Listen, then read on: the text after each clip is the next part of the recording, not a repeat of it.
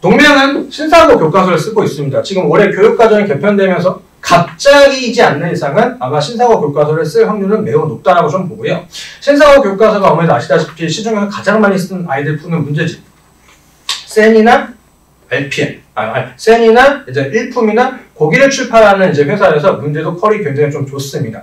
신사고 교과서를 쓰고 이 신사고 교과서를 토대로 해서 학교에서 시험 문제가 대다수가 타 학교도 공통적으로 숫자 변경. 사실 이 정도는 그냥 애들한테 서비스 문제겠죠. 근데 동명에서도 숫자 변경 문제는 잘 나오지 않고요. 주로 나오는 게 이제 내용의 이해와 내용의 추가. 그러니까 이제 개념을 알고 있으면은 이 개념을 여기까지 확장시킬 수 있어? 이 정도는 해야 되지 않을까? 라고 하는 것들을 주로 물어보고요. 그리고 이 내용과 저 내용이 믹싱되어 있는데 이런 거 해결할 수 있니를 좀 많이 물어봐요. 제가 개인적으로 동명시험지를 굉장히 좋아합니다. 여자아이들이 어디 학교 갈래라고 어디 학교 가는 게 좋을까요? 저한테 물어보면은 저는 웬만하면 동명을 추천해요. 이유가 뭐냐면 이 내용 변형이라는 건 좀 어렵고 그리고 심지어 그 내용 변형이 저는 지역적이라는 단어를 많이 쓰는데 이 문제를 풀기 위한 방향이 정해져 있는 것들.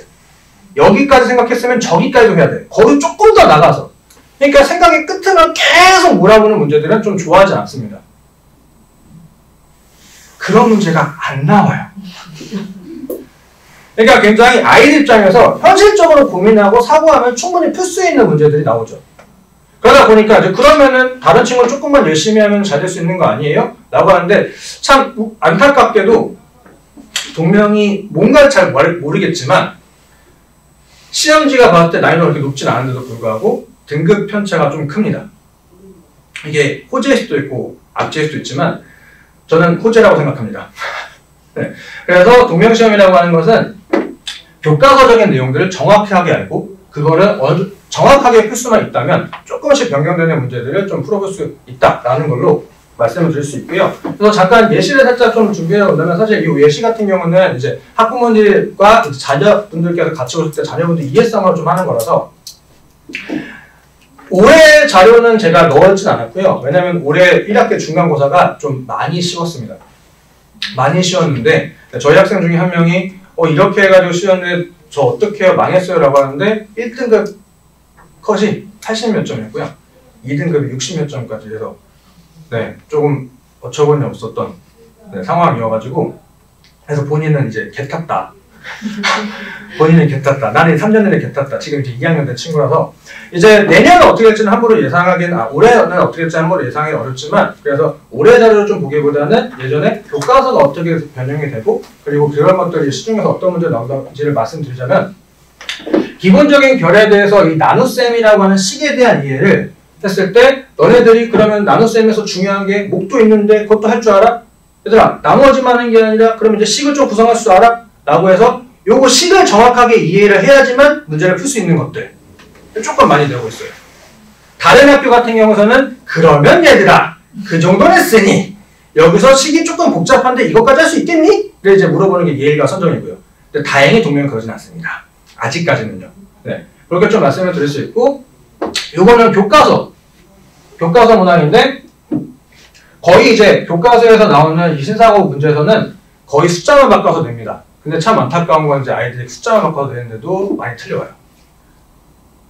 그 틀려오는 이유가 아까 말씀드렸다시피 애들이 문제 그냥 자체를 외워요. 문제 자체를 외우다 보니까 어떻게 푸는지를 잘 모르다 보니 문제에서 요걸 물어보거나 이걸 물어보거나 그건 선생님 마음이거든요. 근데 교과서에서 물어보는 거는 요기점좌표를 물어보거든요. 애들이 그러면 이제 이점좌표 구하는 것만 압니다. 근데 사실 흐름을 정확하게만 안다면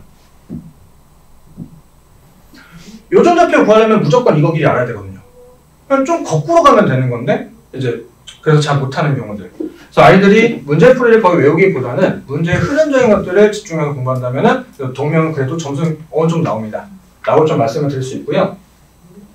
그리고 이제 가끔씩 조금 고난이도 문제들. 근데 고난이도 문제라 하더라도 아이들이 배웠던 것들 기반으로 이 정도는 당연히 해야 된다라고 하는 것들로 문제가 변형돼서 나오는 것을 좀 말씀드리고 그리고 이 서술형은 동명은 정말 친절합니다. 어떤 식이냐면은 타 학교 같은 경우에는 이런 문제를 주고 이렇게 풀 수 있는 과정을 서술하시오라고 준다면 동명은 이 문제를 주고요. 이 문제를 풀어가는 것들을 단계 문제로 깔아줘요. 그러니까 애들 입장에서 아무것도 모르는 상태에서 빈백져서 푸는 거랑 문제에서 그나마 시키니까 이거 흐름으로 따라가면서 풀면은 좀 풀 수가 있죠. 근데 안타까운 거는 그렇게 해도 아이들 잘 못한다는 게 이제 왜 배정이 조금 이상한 건지 좀 안타까운 상황이라서 이제 서술형 같은 경우에서는 꼬리 문제를 자꾸 주고 이 꼬리 문제를 해결할 수 있게끔 하는 게 정말 동명의 장점이자 근데 어떻게 보면 잘하면 단점이 될 수 있는 타학교보다는 좀 좋을 수 있는 것들에 대해서 말씀을 좀 드렸습니다. 그래서 이제 기본적으로 공부법과 그리고 동명의 어떤 스타일인지 좀 말씀을 드렸다면 이제 저는 어떻게 좀 준비하는지를 간단하게 소개를 좀 드리면 저는 교과서를 굉장히 좋아합니다. 특히 동명 같은 경우는 교과서, 우리 학교 교과서뿐만이 아니라 타 학교 교과서 좀 할 줄 알아야 되는데 그 이유가 뭐냐면 사실 교과서 하나에서 문제를 낼 수 있는 것들이 좀 한정적이거든요. 그래서 지금 현재 1학년 선생님에서 올해까지 그러실지 모르겠는데 신사고 교과서를 쓰시지만 미래엔 교과서에서 교과서 말고 부교재에서 그 학습지가 자료가 있어요. 출판사에서 제공하는 자료가 있는데 그 미래의 문제를 가끔씩 복사 붙여넣기 하시거나 비상국교에서 나오는 것들 복사 붙여넣기 하세요. 그 뜻은 뭐냐면은 기본적인 교과서의 결에 같은데 이거 문제를 변형하자니 이미 많이 했어. 많이 했다 보니까 그럼 어떡하지? 근데 결을 봤는데 비슷해. 교과서는 달라. 근데 물어보는 게 다르다 보니까 이제 그런 것들 좀 복사 붙여넣기 하시다 보니까 기본적으로 시중에서 많이 다루는 교과서들 미래의 비상, 신사고, 천재 이 네 가지는 제가 필수로 풀립니다. 그래서 문제 시험더비 따지면은 교과서가 많아 보이지만 문제를 모아보면 100문제 안 됩니다. 50문제, 80문제밖에 안 돼가지고 금방 풀리고요. 그리고 이것뿐만이 아니라 그러니까 제 개인 교재라고 해서 제가 이제 이름 붙여 쓰는 거는 시험 너만 잘 봐. 네. 그래서 교과서를 기반으로 한 변형 그리고 시중 교재를 토대로 한 변형 기본 교재로 같이 나가고 그리고 이제 저희 학원 자랑이라고 하고 이제 출판 집필위원 저희 총괄직이랑 저희 이제 엔제 그러니까 은평구에는 총 10개 학교의 시험지를 추리고요. 선생님별로 이제 올해는 이런 문제들을 조금 구성을 해가지고 하면 아이들이 시험 때문에 잘할 수 있을 것 같다 라고 해서 기출 편집본을 저희가 만들고요. 저 같은 경우는 여기 더 나아가서 이제 요 기출 베이스를 동명에 맞춰서 개별적으로 제가 적중 모의고사를 또 만들어가지고 다 이제 손수 메이드 바이 네 저는 이제 복사 붙여넣기 하는 걸 좋아하지 않아서 다 이제 아이들 컨답 찍어도 안 나올 수 있게끔 네, 다 제가 손수 만듭니다. 최소 2회 정도, 3회 정도는 아이들한테 풀리면서 아이들 시험을 좀 잘 볼 수 있게 좀 준비를 하는데 뭐 이렇게 해서 준비를 저는 이제 나름 열심히 한다라고 합니다. 근데 했을 때 아이들이 뭐 본인이 원하는 결과값이 나면 정말 좋겠고 근데 그렇지 못하는 경우도 있는데 사실 저는 학창시절에 공부를 안 했습니다. 고등학교 2학년 때 공부를 접었고요. 그리고 이제 재수하면서 공부를 좀 열심히 좀 했다 보니까 공부를 접은 이유 중에 하나가 사실 중학교에서 고등학교 올라갈 때부터 공부에 관심이 없었고 그냥 이거를 왜 해야지라는 생각이 좀 컸거든요.